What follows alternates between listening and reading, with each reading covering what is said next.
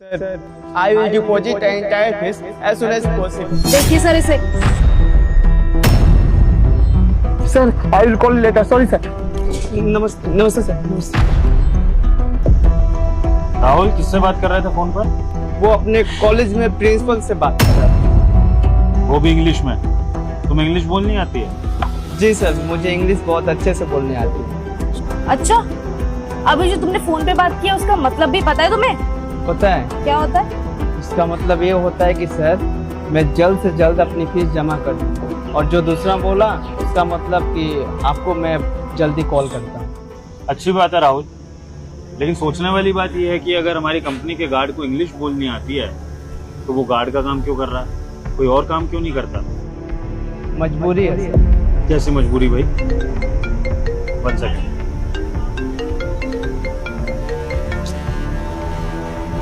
बोलो। अभी भी तुमसे वो बग फिक्स नहीं हुआ है तो और कितना टाइम चाहिए तुम्हें बताओ? 1 महीना मैं तुम्हें इस प्रोजेक्ट के लिए दे चुका हूँ, इसके ऊपर से दूसरा महीना स्टार्ट होने वाला और अभी तुम कह रहे हो कि बग फिक्स। सर 1 मिनट नहीं तो फिर एक काम करो ना, हम सारे के सारे क्लाइंट के आगे यही बोल देते हैं कि हमसे काम होता ही नहीं है, ठीक है? आप ही हमारा काम करके दे दो और हमें पैसे भी दे दो। जब नौकरी जाएगी तब मुझे मत बोलना फिर तुम लोग। सर मेरी बात तो सुनिए। तुम बार बार इंटरप्ट क्यों कर रहे हो कॉल के बीच में सर को? सर से डांट खाओगे क्या? तुम्हें दिख नहीं रहा है बॉस कॉल पे है? कॉल कटने के बाद बोलना होता है ऐसे। 1 मिनट हिमांशी, बोलने दो, क्या कह रहे हो? सर मैं ये कह रहा हूँ कि आप किस प्रोजेक्ट से परेशान हैं, मैं उसे कंप्लीट कर दूँ। क्या बकवास कर रहे हो राहुल? पता भी है किस प्रोजेक्ट की बात हो रही है और तुम हमारी प्रोजेक्ट में कैसे मदद करोगे? सर प्लीज एक बार भरोसा करिए मेरे ऊपर, मैं आपका प्रोजेक्ट कंप्लीट कर सकता हूँ, जो भी मुश्किलें हैं उसे सॉल्व कर सकता हूँ। अगर ना करूँ उसके बाद भला बुरा बोल दीजिएगा, पर एक मौका देकर देखिए। राहुल, माना तुमने अभी इंग्लिश बोली है, अच्छी बात है, लेकिन आईटी लेवल के प्रोजेक्ट और इंग्लिश में बहुत डिफरेंस होता है, समझे? इतना आसान नहीं होता है, तो प्लीज सोच समझ के बोला करो जो भी बोलो। सर मैंने सोच लिया इसलिए बोल रहा हूँ। 1 मिनट। हाँ सुनो, ये प्रोजेक्ट अभी होल्ड पे करो अपनी साइड से, मैं तुम्हें अपडेट करता हूँ, तो तुम दूसरे प्रोजेक्ट को शुरू करो। अरे जितना तुमसे कहा है उतना करो। ये प्रोजेक्ट तुमने कर लिया टाइम से? नहीं ना? तो अब मैं जैसा कह रहा हूँ वैसा करो। तो हिमांशी, राहुल का ये कहना है कि राहुल आईटी लेवल के प्रोजेक्ट में हमारी मदद करे। Yes sir. क्या कहती हो हिमांशी, राहुल कर पाएगा ये सब? सर मुझे तो नहीं लगता कि ये जरा सी भी हेल्प करेगा हमारी। मुझे तो लगता है कि ये पूरा सॉफ्टवेयर ही उड़ा देगा, सारा डेटा खत्म कर देगा। हम इस पर भरोसा करके बहुत बड़ी गलती करेंगे। राहुल, ये इंग्लिश बोलने जितना आसान काम नहीं है। आईटी इंजीनियर से ये बग सॉल्व नहीं हो रहा है तो तुम कहाँ से कर दोगे? मैम प्लीज सर, एक चांस, कोई प्रोजेक्ट खराब नहीं करना। ठीक है हिमांशी, एक चांस तो बनता है राहुल को देना। आफ्टर ऑल आज मैंने इतने समय बाद एक गार्ड को इंग्लिश बोलते हुए सुना है, क्या पता राहुल चमत्कार कर दे।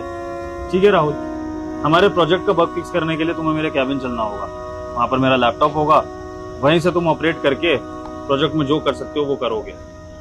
अगर तुमने बग फिक्स कर दिया तुमसे इस बारे में बात करी जाएगी राहुल, लेकिन अगर तुम अपने वादे पर खड़े नहीं उतरे तो तुमसे अलग तरह से बात करी जाएगी। समझ गए सर। ठीक है, चलो मेरे कैबिन में। आओ। सेट। Thank you sir. लो, सारा प्रोजेक्ट इस लैपटॉप में ओपन है, करो बग फिक्स। जी सर। सर मुझे तो लग रहा है कि आपने इसे लैपटॉप देकर ना गलत किया। आपका जो सॉफ्टवेयर है ना ये वही खराब कर देगा सर। बग तो सॉल्व करना दूर की बात है, डेटा उड़ा देगा सारा। क्या हुआ राहुल, कुछ समझ में नहीं आ रहा है क्या? सर गिव मी सम।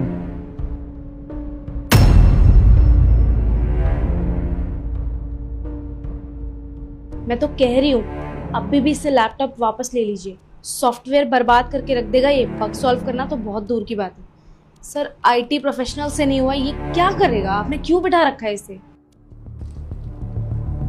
राहुल, इतना टाइम नहीं है मेरे पास, मुझे लगा कि तुम सच में कुछ ऐसा कर सकते हो, इसलिए मैंने तुम्हें मौका दिया। अगर तुम एक ट्राई ही मार रहे हो तो फिर ये बाद में करना राहुल। यहाँ पर मुझे श्योर शॉट रिजल्ट चाहिए, या तो हाँ बोलो या ना बोलो। Done sir. आपका प्रोजेक्ट कंप्लीट हो गया, आप देख सकते हैं। कुछ एरर्स थे जिसे मैंने क्लियर करके सबमिट कर दिया। कुछ फार्मूलों के साथ।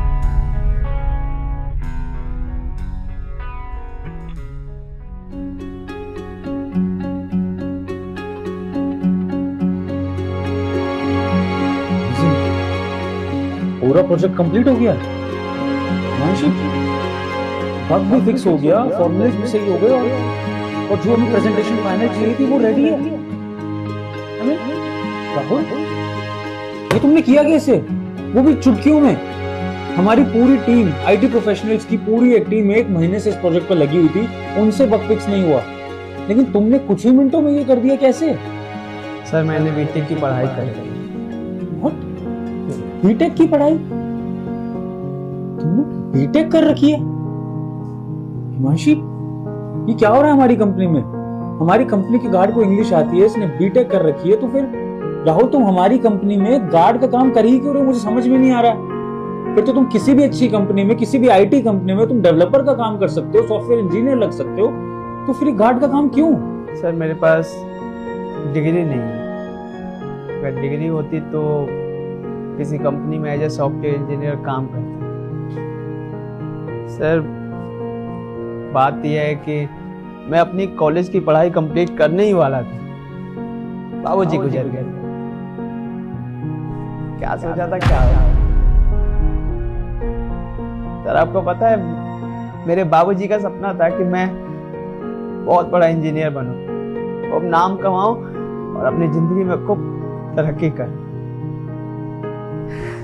मैंने भी सोच लिया था सर कि बाबूजी के सपने को अपना सपना मानकर खूब मेहनत करूंगा, ताकि इंजीनियर बनने के बाद बाबूजी गांव मोहल्ले में सीना चौड़ा करके घूमे और बोले कि ये मेरा बेटा है। पर वो सपने थे सर, तो कहते हैं ना, सपना देखना आसान होता है, पूरा करना बहुत मुश्किल होता है, और ऊपर से जब किस्मत में ना लिखा हो तब।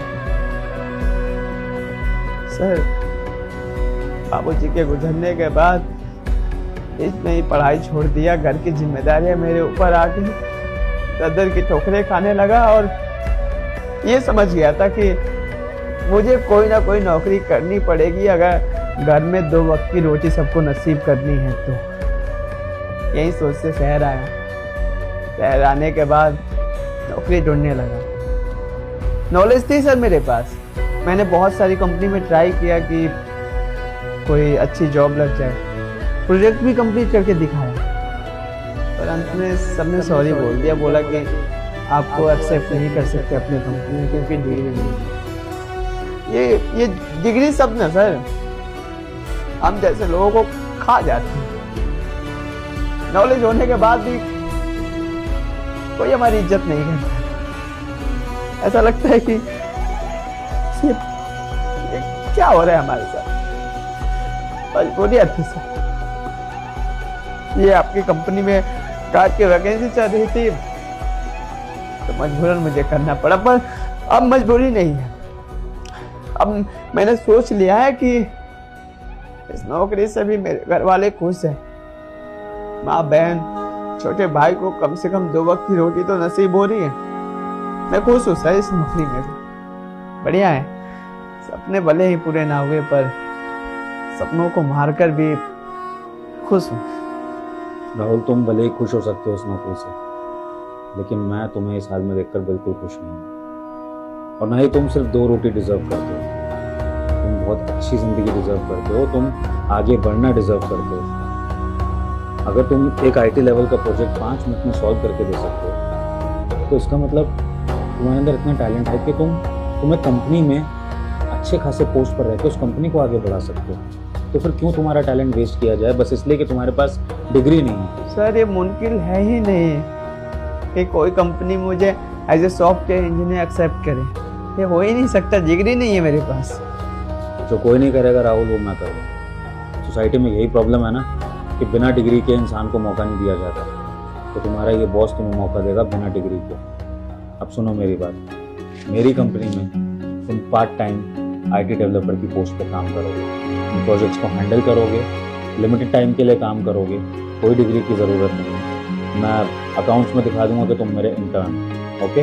और कंपनी में भी कोई क्वेश्चन नहीं करेगा। और साथ ही साथ तुम अपनी बीटेक पूरी करोगे, अपनी डिग्री लोगे और बीटेक के बाद अगर तुम्हें एमटेक करनी है या इससे रिलेटेड कोई भी एग्जाम देना है, आगे बढ़ना है, उसमें ये कंपनी तुम्हारा साथ देगी। तुम्हारी पढ़ाई का सारा एक्सपेंसेस हमारी कंपनी देगी। घर के एक्सपेंसेस तुम्हें यहाँ की सैलरी से चलाने होंगे, क्योंकि मैं चाहता हूँ कि थोड़ी खुददारी तुम्हारे अंदर रहे। मैं चाहूँ तो तुम्हारे घर के खर्चे भी उठा सकता हूँ, लेकिन मैं चाहता हूँ कि तुम मेहनत और स्ट्रगल करना सीखो, जैसे तुम अभी कर रहे हो। ये स्ट्रगल तुम्हारे जीवन से जाए ना, और खुददारी हमेशा तुम्हारे मन में रहे। तो यहाँ की पार्ट टाइम जॉब से तुम अपने घर के खर्चे चलाओगे, तुम्हारी पढ़ाई का खर्चा मेरा। अच्छे से अच्छे कॉलेज में एडमिशन लो और अपने सपनों को पूरा करो Rahul. Okay, thank you so much sir. सच बताओ तो मुझे यकीन नहीं हो रहा है कि आप मुझे इतना बड़ा मौका दे दिए अपने सपने को पूरा करने के लिए, अपने मरे हुए बाप के सपने को फिर से साकार करने के लिए। मुझे यकीन नहीं हो रहा है सर, पर थैंक यू सो मच। ये आपका एहसान मैं कभी नहीं भूलूंगा सर, कभी नहीं। नहीं राहुल, ऐसा मत कहना, मैं तुम पर कोई एहसान नहीं कर रहा। मैं टैलेंट को सही जगह पर लाने की कोशिश कर रहा हूँ। एहसान तो तुम हम पर करोगे जब तुम हमारी कंपनी के लिए काम करोगे और हमारी कंपनी को आगे लेकर जाओगे, ताकि हम भी प्राउडली कह सकें कि जो कल तक गार्ड की नौकरी करता था, आज वो हमारी कंपनी को एज एन इंजीनियर आगे लेकर जाए। ओके राहुल?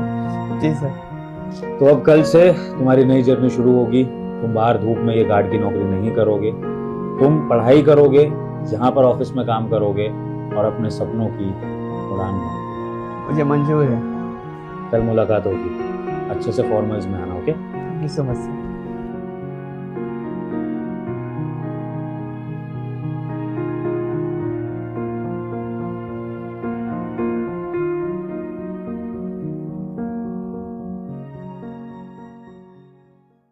समोसे कैसे दिए? मैडम 15 का 1, 25 के दो।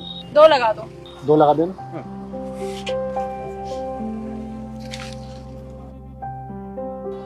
मैडम चटनी कौन सी, लाल या हरी? दोनों मिक्स कर दो।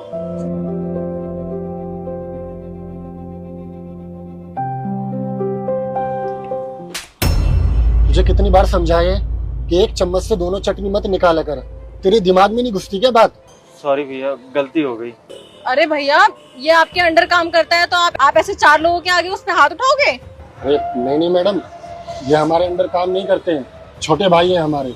अरे अगर ये आपका छोटा भाई है तो फिर आपको इसको बिल्कुल नहीं मानना चाहिए। छोटा भाई है, प्यार से समझाओ, समझ जाएगा।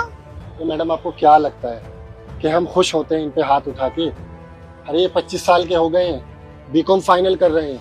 अगर आज भी गलती करेंगे तो इनको मारेंगे नहीं तो क्या करेंगे? हम इनको लाख बार समझाए हैं, एक चम्मच से दोनों चटनी ना निकालें।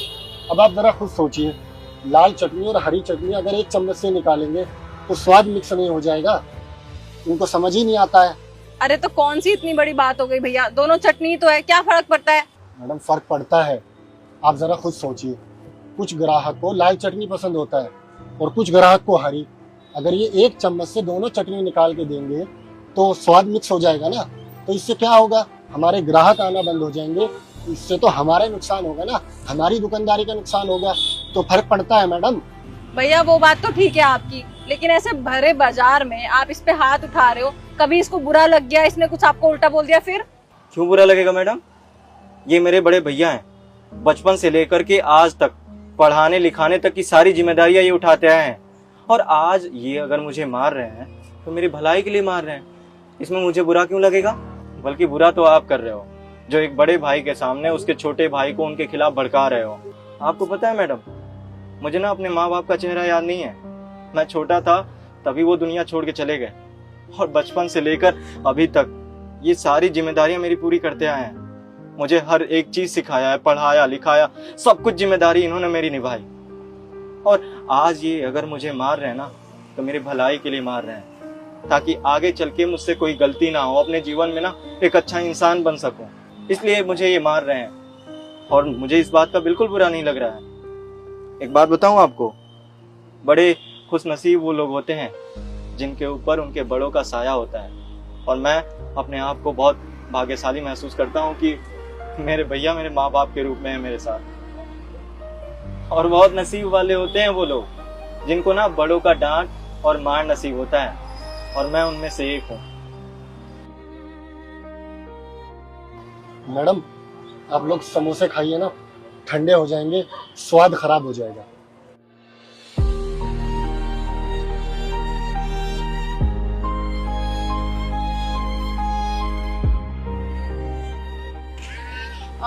मैं ऑनलाइन कर देती हूँ।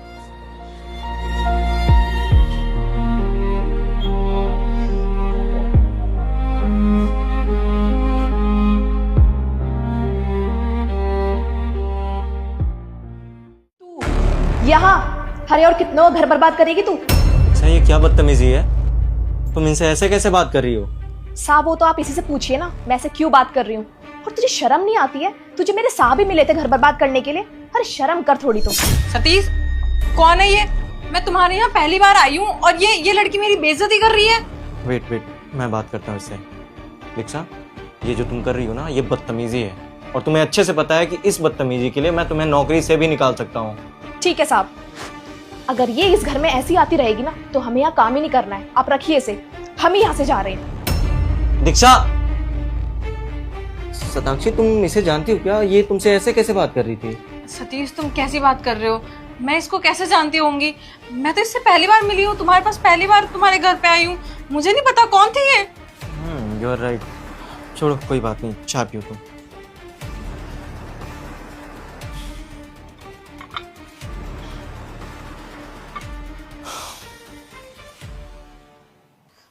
श्याम तुम बड़ी जल्दी आ गए। तुम तो 2-3 दिन बाद आने वाले थे। हाँ, आने वाला तो 2-3 दिन बाद ही था, लेकिन मेरा ना काम में मन नहीं लग रहा था, इसलिए बस जल्दी से जल्दी काम ख़त्म करके वापस आ गया। यार सताक्षी, मुझे ना एक चीज़ बहुत परेशान कर रही है। मैं यकीन नहीं कर पा रहा हूँ कि मेरी बहन ऐसा करेगी। यार माँ बाप के बाद एक वही तो थी जो मेरे सबसे ज़्यादा क्लोज थी। वो इतनी इनोसेंट है, इतनी समझदार है, वो कभी ऐसा कर ही नहीं सकती। वो घर से कभी भाग नहीं सकती। वो हमारी कभी भी नाक नहीं कटवा सकती। यार वो कुछ तो बात रही होगी, कोई तो प्रॉब्लम रही होगी। तुमसे कभी उसने कुछ शेयर किया? सैम अगर उसने मुझे कुछ बताया होता तो मैं तुम्हें नहीं बताती क्या? और सैम वो लड़की इनोसेंट कैसे हो सकती है जिस लड़की ने हमारे घर की इज्जत तक की परवाह नहीं करी? वो घर छोड़ के जा चुकी है और उसे उतनी ही पड़ी होती ना तुम्हारी तो राखी आ रही है। आती नहीं क्या अपने भाई से मिलने के लिए? वो नहीं, वो राखी पर जरूर आएगी। देख लेना, वो मेरी बहन है, वो जरूर आएगी। तुम्हें पूरा यकीन है, लेकिन मुझे भी पूरा यकीन है वो नहीं आने वाली। खैर छोड़ो, कौन सी बात लेके बैठ गए। तुम थक गए होगे, फ्रेश हो, मैं तुम्हारे लिए खाना लगाती हूँ।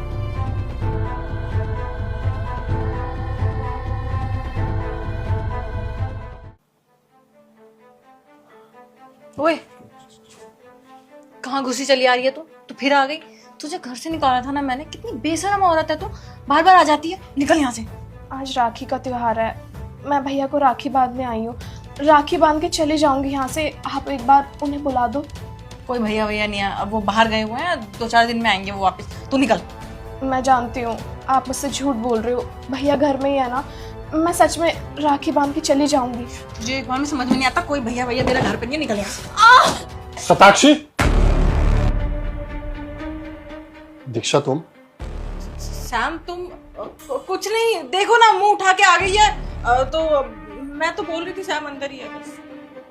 दीक्षा, अगर तुम्हें किसी लड़के से प्यार था और तुम उससे शादी करना चाहते थे तो मुझे एटलीस्ट एक बार इन्फॉर्म तो कर दिया होता। अरे मैं हंसी खुशी तेरी वहां शादी करा देता जहां तू करना चाहती थी। तेरी खुशी से बढ़कर तेरे लिए क्या हो सकता है? क्योंकि तूने भागकर बिल्कुल सही नहीं किया। तूने मेरी नाक कटा दी। तूने इस घर की नाक कटवा दी। मेरा सर शर्म से झुका दिया। भैया मैं भागी नहीं थी, भाभी ने मुझे घर से निकाला था। ओ हेलो, क्या बोले जा रही है? तेरा दिमाग खराब हो गया? मैंने तुझे घर से निकाला था। तेरा कहीं और अफेयर चल रहा है, तू कहीं और मुंह मार रही है और मेरे ऊपर इल्जाम लगा रही है। सैम ये झूठ बोल रही है। सताक्षी, इसको बोलने दो। हाँ भैया, मैं सच बोल रही हूँ। भाभी का अफेयर चल रहा है एक लड़के के साथ और मुझे इसके बारे में पता चल गया था। तो भाभी ने मुझे धमकी दी, अगर मैं आपको आके सब कुछ बता दूंगी तो मेरा जीना हराम कर देंगी। और मुझे धक्के मार के इस घर से निकाल दिया और मुझे कहा अगर मैं वापस आई तो आपका भी जीना हराम कर देंगी। भैया मैं डर गई थी, बहुत ज़्यादा डर गई थी, इसलिए मैं यहाँ से चली गई। वो तो आज राखी का त्योहार था, इसलिए मैं खुद को रोक नहीं पाई, आपको राखी बांधने चली आई। भैया लोगों के घर घर जाके झाड़ू पोछे का काम कर रही थी। पेट पालने के लिए कुछ तो करना ही था ना मुझे। भैया सच में मेरी कोई गलती नहीं है। सैम ये झूठ बोल रही है। तुम किसकी बात सुने जा रहे हो? जिस लड़की ने हमारे घर की इज्जत के बारे में नहीं सोचा वो हमें आके बताइए कि मेरा अफेयर चल रहा है। हाँ, झूठ बोल रही है आपकी बीवी, झूठ बोल रही है आपसे। आप कौन हो भाई साहब? मैं आपको बताता हूँ। दरअसल आपकी बीवी का चक्कर जिससे चल रहा है वो मैं ही हूँ, और आपकी बहन जिसके यहाँ काम करती थी वो भी मैं ही हूँ। वो तो अच्छा हुआ कि दीक्षा ने टाइम पे आकर के मुझे इन मैडम की सारी सच्चाई बता दी। देखिए, अगर मुझे पहले से पता होता ना कि ये शादीशुदा है तो मैं इसके साथ रिलेशनशिप में नहीं आता।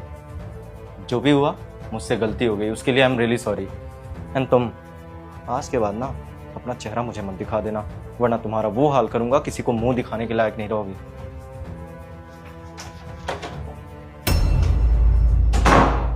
सताक्षी, किस चीज की कमी की मैंने? तुम्हें सिर्फ छोटी की जिम्मेदारी दी थी। अरे माँ बाप के बाद कौन था इसका ख्याल रखने के लिए? तुम और मैं। और तुमने अपनी अय्याशियों के चलते इस बच्ची की जिंदगी खराब कर दी। अरे तुम्हें अपनी जिंदगी खराब करनी थी, मेरी करनी थी तो ठीक था, लेकिन तुमने इसको इस हालत पे मजबूर कर दिया कि ये लोगों के घरों में झाड़ू पोछा बर्तन साफ कर रही है। पैसा होने के बावजूद अगर मेरी बहन ये सब कर रही है तो डूब के मर जाना चाहिए मुझे। प्यार में जो इंसान अंधे हो जाते हैं ना, उनके साथ एक्चुअल में ऐसा ही होता है। और मैं तुम पे इतना ट्रस्ट करता था, इतना प्यार करता था, देखो उसका तुमने कितना अच्छा फायदा उठाया। साक्षी, आज के बाद मुझे अपनी मनहूस शक्ल मत दिखा देना, नहीं तो मुझसे बुरा कोई नहीं होगा। तुम्हें डाइवोर्स देता हूँ। सी यू इन द कोर्ट। दफा हो जाओ यहाँ से। सैम, लेकिन मेरी बात तो सुनो, मुझे एक मौका तो दो। मैं सब कुछ ठीक कर दूंगी। मैं आगे से सताक्षी, मौका ना गलतियों को दिया जाता है, गुनाह को नहीं। तुमने आज इतना बड़ा गुनाह किया है, इसकी तुम्हें कभी माफी नहीं मिल सकती। आई शैल लीव।